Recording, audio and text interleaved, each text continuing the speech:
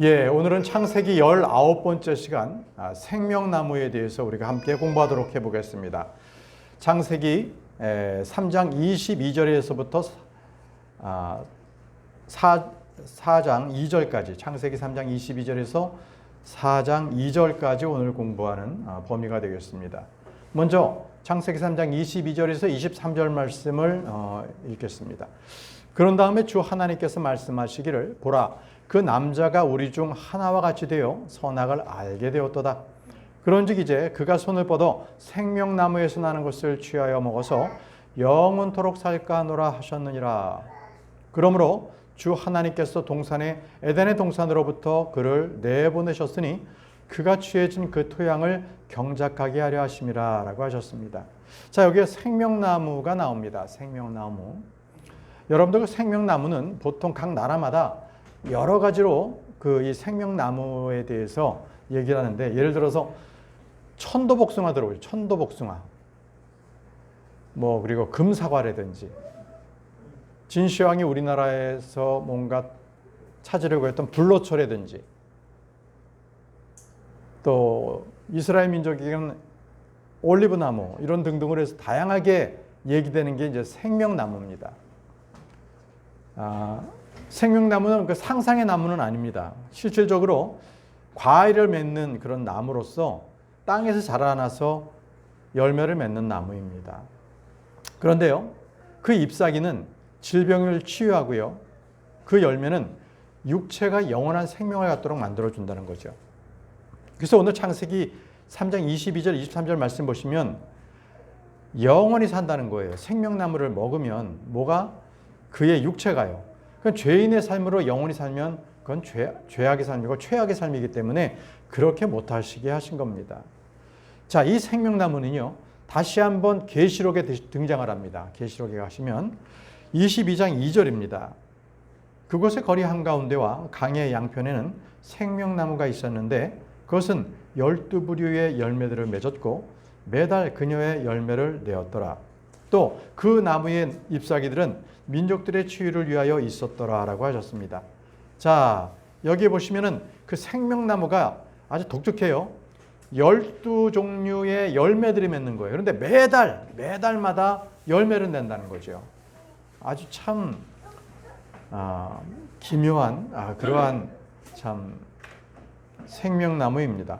근데 이 생명나무는 아무에게나 주어지는 것이 아니라 꼭 이기는 자에게만 주어진다라고 말씀을 하십니다. 계시록 2장 7절 말씀 보시면요, 귀 있는 자 그는 성령께서 교회들에게 말씀하시는 것을 들을지어다. 이기는 자에게는 내가 하나님의 낙원한 한가운데 있는 생명나무에서 나는 것을 주어 먹게 하겠노라. 자, 이기는 자입니다. 이기는 자에게는 바로 생명나무에서 나는 것을 주어 먹게 한다고 말씀을 하셨습니다. 또한 이 생명나무는요, 행위구원, 행위를 해야 되는 거예요. 그때 가서는. 그러니까 대환란 때는 꼭 행위가 있어야 되는데 그때 그 행위를 통해서 이 생명나무를 먹는 권위가 주어진다고 말씀하셨습니다. 계시록 22장 14절에 그분의 명령들을 실행하는 자들은 복이 되는도다. 복되도다. 이는 그들이 나무에 대한 권리를 가지게 하려 하며 그 도성 안으로 대문을 통하여 들어오게 하려 함이라 라고 하셨습니다. 자, 그 생명나무를 먹을 수 있는, 생명나무에서 나는 열매를 먹을 수 있는 그 권리는 바로 명령들을 실행하는 자, 실행해서 행하는 자, 이들에게 생명나무의 권리를 준다고 하셨습니다. 자, 지금까지 살펴본 것처럼 창세기하고요, 계시록에 이렇게 생명나무가 나오는데 이 두 권을 제외하고 나머지 한 권에서 생명나무에 대해서 나오는 책이 있거든요. 그 책은 잠언입니다. 잠언에는 생명나무에 대해서 여러 가지로 말씀을 하고 있는데 바로 이 생명나무를 의인화시켰어요. 사람처럼 말한다 이거죠. 자, 먼저 잠언에는 잠언 3장 18절에 지혜를 붙드는 자에게 생명나무가 주어진다고 합니다. 지혜를 붙드는 자, 이 지혜를 붙잡는 자에게 생명나무가 주어진다. 자, 그녀를 붙잡는 자들에게 생명나무니라.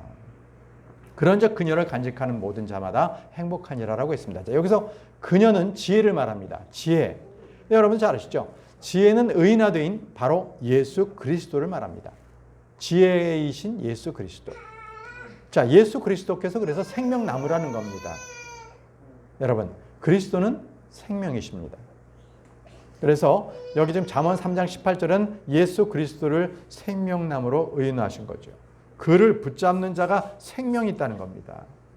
두 번째, 생명나무는요, 의로운 자의 열매입니다. 의로운 자의 열매. 잠언 11장 30절 말씀에 의로운 자의 열매는 생명나무요. 혼들을 쟁취하는 자는 지혜로우니라 라고 말씀하셨습니다. 자, 의로운 자의 열매는 생명나무다. 말씀드리면은 구원받은 혼은 모두가 다 생명나무라는 것입니다. 예수님께서 부활의 첫 열매, 그리고 구속받은 창조물의 첫 열매의 종류가 되셨죠. 자, 이 점에서 우리 역시도 의로운 자의 열매가 됩니다. 바로 의로운 자의 열매는 바로 크리스천을 말한다. 이렇게 보시면 되겠습니다. 자, 세 번째는요, 바로 성취된 소망이 생명나무다라는 것입니다. 성취된 소망이 생명나무다. 잠언 13장 12절 말씀에 소망이 뒤로 미루어지는 것은 마음을 병들게 하느니라. 그러나 열망하는 것이 이를 때 그것은 생명나무니라 라고 하셨습니다. 자, 여기서 열망하는 것이 이를 때, 자, 우리가 보통 생명의 소망, 부활의 소망, 그리고 영광스러운 소망, 복된 소망 이런 것들을 말하죠. 이것은 다 주님의 다시 오심과 연관되어 있는 말씀입니다. 그런 소망들이, 이 소망이라는 것은 사람들이 이렇게 하고 싶다, 이렇게 됐으면 좋겠다 하는 것은 소원이라고 하는 거고요. 주님께서 다시 오시는 것에 대한 간절한 열망을 갖고 있는 것을 소망이라고 합니다. 성경은 구분해서 표현하고 있습니다. 자, 우리의 소망은 주님의 다시 오심입니다. 바로 이런 소망을 가지고 있으면 그것이 바로 생명나무라는 것입니다. 네 번째는요, 온건한 혀가 생명나무라고 잠언 15장 4절에 말씀하고 있습니다. 온건한 혀는 생명나무라. 그러나 혀 속에 있는 삐뚤어짐은 영혼의 균열이라고 하셨습니다. 자, 혀는요, 마음에 있는 것들을 발설하는 거죠. 그러니까 온건한 마음을 가지고 있으면 온건한 혀가 되면 온건한 혀가 나오는 것이죠. 그래서 우리 속에 이 생명의 강이 넘쳐 흐르면요, 그러한 강물의 그 생명의 말씀들이 우리 입을 통해서 나오게 되는 거죠. 마음의 그 보화가 나오는 게 바로 우리의 혀를 통해서 나오는 겁니다. 그게 입술의 열매입니다. 온건한 혀는 생명나무라. 그걸 말씀하시는 거죠.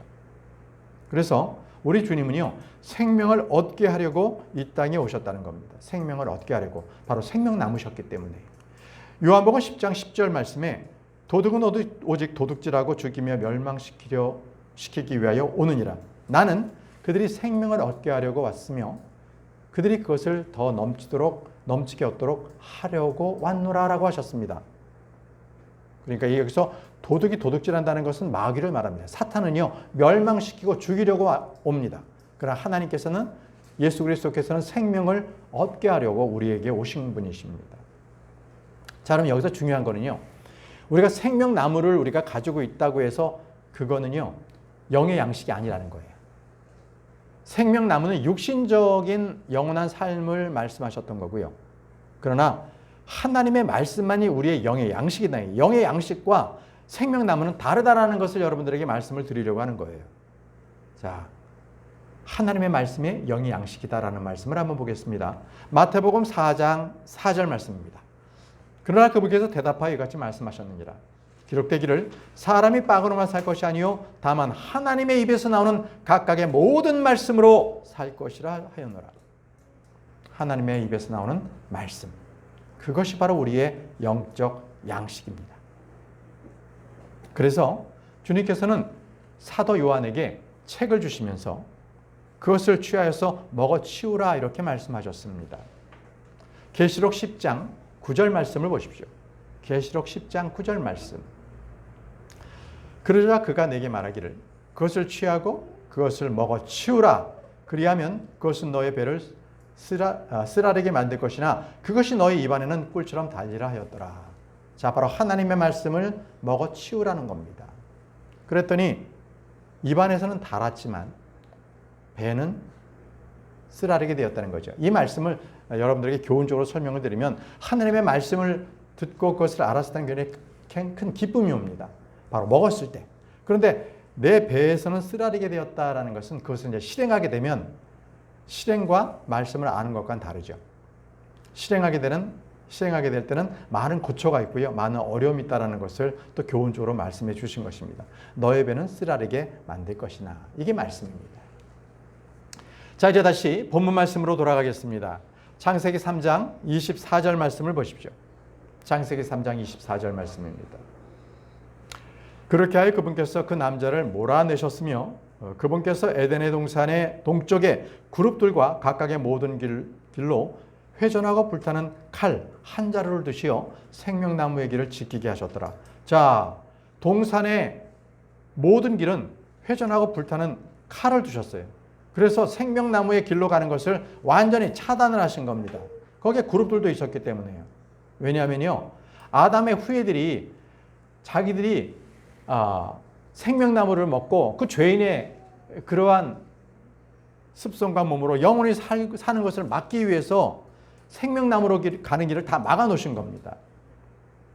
주님은 불순종의 자녀들이 되어버린 그 아담과 그의 아들들이 어떻게 할 것인지를 이미 다 알고 계셨어요. 그래서 에덴의 동산에 오는 것을 아예 원천적으로 봉쇄를 하셨던 것이죠. 여러분, 여기서 그룹이라는 것이 처음 나옵니다. 성경에서 처음 나와요. 이 그룹은요, 다른 영적 존재들과는 달리 날개가 있습니다. 그러니까 천사는 날개가 없습니다. 그렇죠?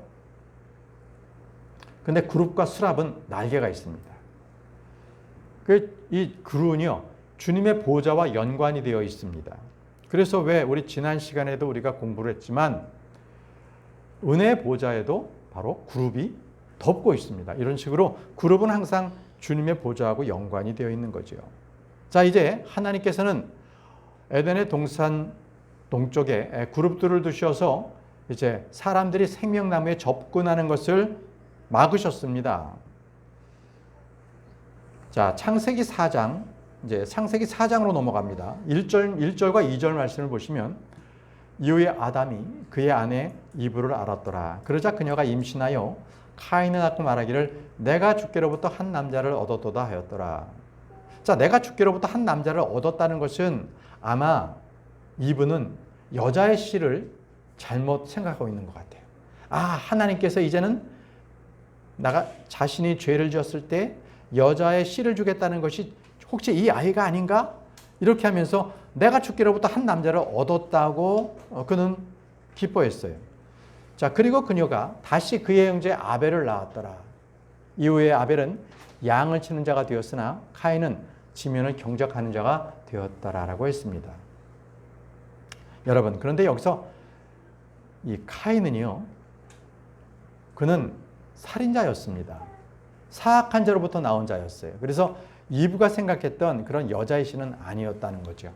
우리가 카인하고요, 적그리스도의 공통점이 많거든요. 한번 잠깐 살펴보도록 하겠습니다. 카인과 적그리스도의 공통점이 무엇인가? 그들은요, 똑같이 마귀로부터 나왔다는 겁니다. 적그리스도는 뱀의 씨로서 파멸의 아들이라고 불리지 않습니까? 근데 성경에는요, 그 카인이 그 사악한 자, 즉 마귀로부터 나왔다고 말씀을 하세요. 요한일서 3장 12절. 카인과 같이 되지 말라. 그는 사악한 자에게서 나왔고라고 하십니다. 사악한 자에서 나왔고. 그리고 자기 형제를 살해하였느니라. 그는 살인자입니다. 그렇죠? 자, 두 번째 공통적인 게 있습니다. 그들은 둘 다 자신의 정체성이 뭔가 표를 받았어요. 카인도 표가 있고 적그리스도 표가 있고. 창세기 4장 15절. 이에 주께서 그에게 말씀하시기를 그러므로 누구든지 카인을 죽이는 자는 그에게 7배의 복수가 내려지리라 하셨느니라. 그리고 주께서 카인 위에 표를 하셨으니, 그러니까 카인이 죽지 않도록 다른 사람들이 공격해서 카인을 죽이지 못하도록 카인에게 표를 주셨어요. 그를 발견한 어떤 자도 그를 죽이지 못하게 하려 하시는 것이라 라고 하셨습니다. 카인을 죽이지 못하도록 표를 주신 것이죠. 그러면 적그리스도의 표는 어떻습니까? 요한계시록 13장 16절에서 17절 말씀, 그리하여 그가 작은 자도 큰 자도 부유한 자도 가난한 자도 자유로운 자도 속박된 자도 모두 그들의 오른손 안이나 그들의 이마 안에 표를 받게 하니, 짐승이 표를 받게 했습니다. 그 표나 그 짐승의 이름이나 그의 이름의 숫자를 지닌 자 외에는 아무도 사거나 팔지 못하게 하려 하심이라 라고 하셨습니다. 자, 그들 둘은 다 똑같이 표를 지니고 있었습니다. 자, 그들 둘은 똑같이요, 살인자이자 거짓말쟁이였습니다. 요한복음 8장 44절 말씀 보시면요, 너희는 너희 아비인 마귀에게서 속하였으니 너희가 너희 아비의 정욕들을 행하려 하는도다. 그는 시작부터 살인자였으며, 창세기에 시작할 때 첫 번째 살인자는 바로 가인이었습니다. 진리 안에 거하지 아니하였으니 그 안에 진리가 전혀 없기 때문이라. 그가 거짓말을 할 때면 그는 자기 자신에게 나오는 거짓으로 말하느니라. 이는 그가 거짓말장이요 거짓의 아비이기 때문이라. 결국은 이 적그리스도, 바로 그 사탄은요, 살인자이자 거짓말장이라는 겁니다. 카인을 그렇게 아벨을 죽이도록 그가 이제 함께 사주했죠. 그래서 시작부터 살인자였던 겁니다. 자, 그들 둘은요 모두 저주를 받게 됩니다. 창세기 4장 11절에 그런즉 이제 너는 땅으로부터 저주를 받나니 너의 손에서 너의 형제의 피를 받으려고 그 땅이 그녀의 입을 벌렸느니라. 자, 카인이 아벨을 죽였고 피를 땅에 흘렸습니다. 그랬을 때 주님께서 카인에게 땅으로부터 너는 저주를 받았다고 말씀을 하십니다. 그래서 주님은요, 카인이나 적그리스도나 똑같이 저주받은 자이고 그들을 꾸짖으십니다. 시편 119편 21절 말씀에 저주받은 교만한 자들, 곧 당신의 명령들을 떠나 잘못을 범하는 자들을 당신께서 꾸짖으셨나이다. 꾸짖습니다. 저주받은 자를 주님께서는 꾸짖습니다. 보세요. 주님께서는 이스카리엇 유다에게 이렇게 말씀하시죠. 마태복음 26장 24절에 인자는 자신에 대하여 기록된 대로 가거니와 그 사람에 의하여 인자가 배반당하나니 그에게는 화가 있기를 바라노라. 바로 유다, 이스카리엇 유다에게는 화가 있기를 바라노라. 만일 그가 태어나지 않았더라면 그것이 그 사람에게 좋았으리라. 이렇게 말씀하셨습니다. 여러분, 우리는 성경을 보면서 한 가지 공통점을 쭉 볼 수 있는데요. 그것은 바로 첫 번째 사람과 두 번째 사람의 대조라는 거예요. 항상 카인과 아벨을 시작했던 것처럼 항상 선과 악을 대조해서 말씀하시는 것을 우리는 성경을 통해 보게 됩니다. 보통은 부정적인 것이 앞에 나오고 긍정적인 것이 나중에 나오는데요. 한번 그 대조를 한번 볼까요? 카인과 아벨, 첫 번째 것과 두 번째 것이 비교되죠. 그리고 이스마엘, 첫 번째 것과 두 번째 이삭, 긍정적인 것과 또 비교가 되죠. 에서와 야곱이 그렇습니다. 형이 에서였습니다. 둘째가 야곱이었고요. 첫 번째가 사울이었고요. 두 번째가 다윗이었습니다. 사울은 결국 하나님의 진노를 받았습니다. 그러나 하나님의 말씀에 불순종했기 때문에, 그러나 다윗은 하나님으로부터 아주 확실한 긍휼을 얻은 자입니다. 자, 이제 여러분들에게 카인이라는 게 무슨 뜻인가? 그 카인의 뜻에 대해서 한번 우리가 공부를 한번 해보도록 하겠습니다. 카인이라는 것은요, 창이라는 거예요. 더 정확하게 말씀드리면 철로 된 창을 말합니다. Iron Spear이란 뜻입니다. 그러니까 철로 된 창이라는 것이 바로 카인의 뜻입니다. 이것은 바로 적그리스도를 예표하는 골리앗을 통해서도 잘 나타나 있습니다. 그리고 철은요, 항상 성경에서 부정적인 것을 말합니다. 철은 항상 부정적이다라는 것을 알고 계시면 되겠습니다. 자, 한번 카인의 후예들을 보면서 카인에 대한 기질을 어떻게 받았는지 한번 철에 관련해서 한번 보도록 하겠습니다. 창세기 4장 22절. 그리고 질라, 그녀 역시 투발 카인을 낳았는데 놋과 철을 다루는 모든 장인들을 저마다 가르는 자였으며. 자, 대장장이에 하여튼 원조가 투발카인이었습니다. 이들은 바로 그 카인의 후예였습니다. 투발카인의 누이는 나아마였더라. 여기서 보면요, 질라라는 뜻 자체가요, 그녀가 이제 람에게 아내였는데 그늘, 그림자의 뜻입니다. 좋은 뜻은 아니죠. 그리고 맨 밑에 나오는 나아마는요, 자기 쾌락을 뜻합니다. 자기 쾌락. 이름 자체가 그런 뜻을 가지고 지었던 거예요. 자, 철제에 대해서, 철제는 항상 좋지 않다, 악하다는 것을 얘기하는데, 자, 거인 바산 왕의 그 옥이라는 이름을 가진 왕이 있었습니다. 그가 어떤 침대에서 잤냐면 철제 침대에서 잤습니다. 철대 침대. 신명기 3장 11절 말씀을 펴보시기 바랍니다. 신명기 3장 11절.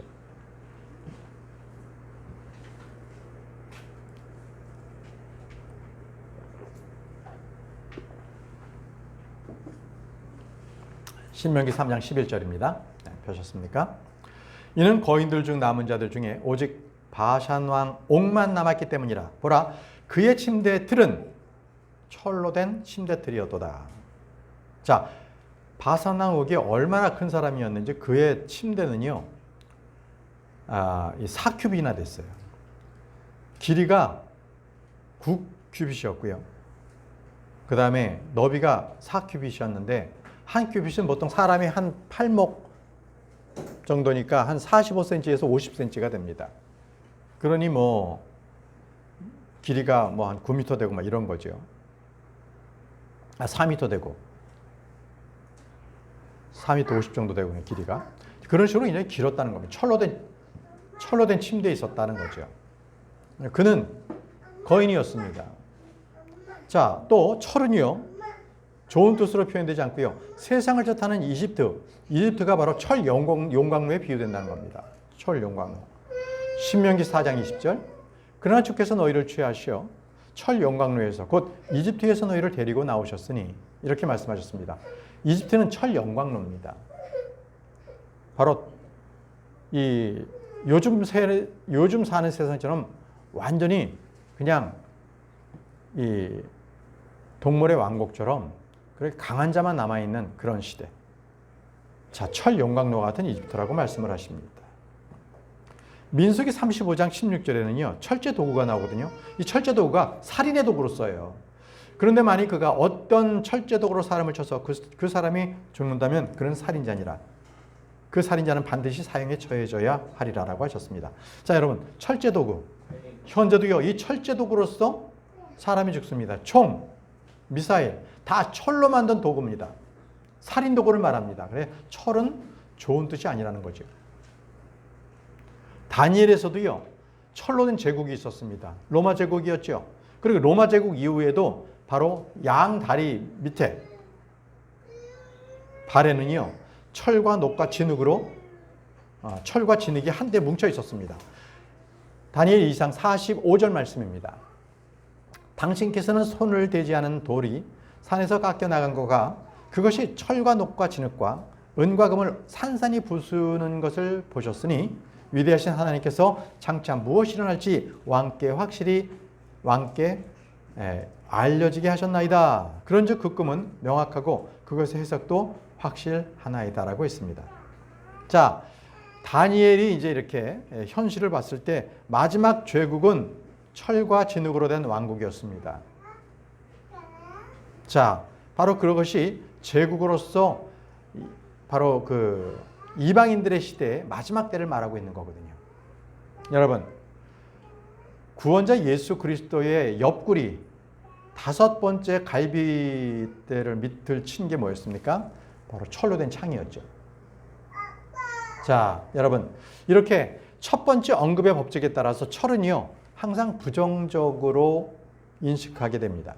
항상 부정적인 뉘앙스를 주게 되는 것이죠. 여러분, 목자는 항상 긍정적인 면을 일단 줍니다.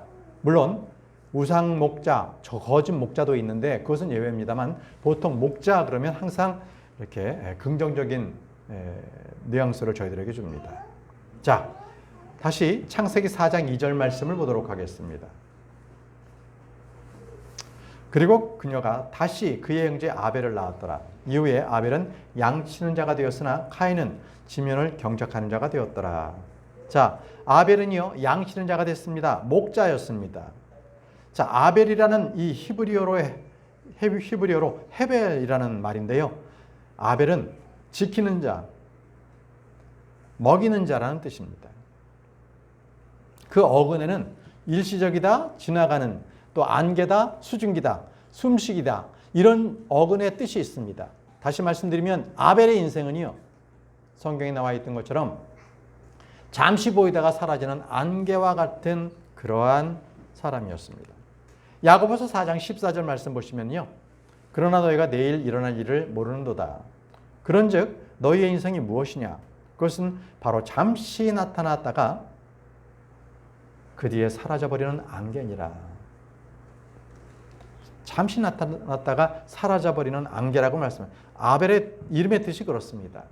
안개, 잠시 있다, 이런 뜻입니다. 자, 이제 아벨은요, 잠시 이 세상에 있었지만 그는 믿음으로 하나님 앞에 제물을 드렸습니다. 히브리서 11장 4절 말씀 보시면요, 믿음으로 아벨은 하나님께 가인보다 더 훌륭한 희생 제물을 바쳤으니 그것으로 그는 자신이 의롭다는 증거를 얻어냈으며 하나님께서 그의 예물에 관하여 증언하셨느니라. 그런즉 그가 죽었으나 믿음으로 아직 말하고 있느니라. 자, 믿음으로 아벨은 하나님 앞에 제물을 드렸습니다. 그런데 카인은요, 하나님께서 원하시는 것이 아닌 자기가 원하는 것을 하나님께 드렸죠. 자기가 보았을 때 이거 괜찮겠다 하는 것을, 농작물을 하나님께 드렸던 겁니다. 이것을 우리는 무엇이라고 말하냐면 종교행위라고 합니다. 종교행위. 하나님께서 기뻐하지 않는 것을 그는 하나님께서 기뻐하실 것이다 라고 자기 스스로 생각해서 하나님께 바치는 것. 그건 인생을 허비하는 겁니다. 하나님께서는 결코 기뻐하지 않는 것. 결국 그들은요, 자신의 길은 멸망으로 치닫는 자들을 말합니다. 카인이 그랬습니다. 유다서 1장 11절 말씀, 유다서 1장 11절 말씀에 그들에게 화가 있기를 바라노라. 이는 그들이 카인의 길로 갔고 발라함의 과오를 따라 보상을 누리고 탐욕스럽게 달려갔으며 코레의 반란으로 멸망하였기 때문이라고 하셨습니다. 여기서 카인의 길이라는 것이 바로 종교행위를 말합니다. 종교행위.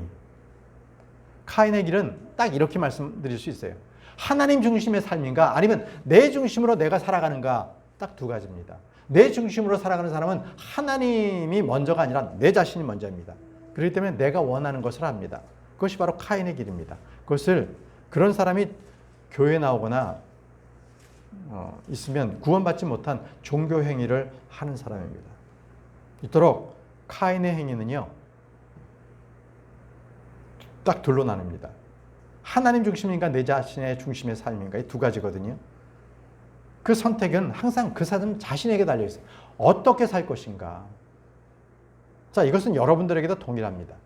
여러분들은 어떤 길을 선택하시겠습니까? 내 자신의 길로 가며 내가 원하는 대로 살 것입니까? 아니면 하나님께서 원하시는 그 길로 가시겠습니까? 그 선택은 전적으로 자신의 몫이고요. 그 책임 역시도 자신이 져야 합니다. 자, 오늘은 생명나무에 대해서 우리가 공부했습니다. 그럼 다 같이 기도하고 마치도록 하겠습니다.